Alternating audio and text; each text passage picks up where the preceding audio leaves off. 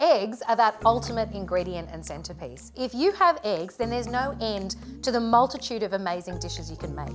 But the best part is, if you just master some of the basics, then you will have a catalogue of dishes that you can turn out anytime that are full of protein, nutrients, and super tasty without any fuss.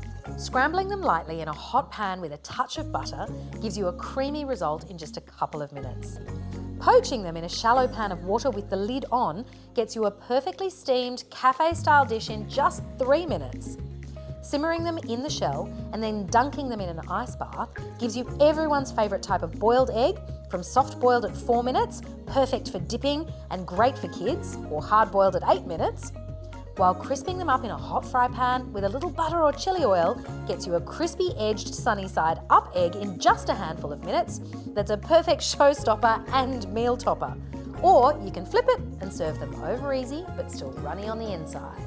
And that's just the basics. Like I said, if you've got eggs, then you've got a meal.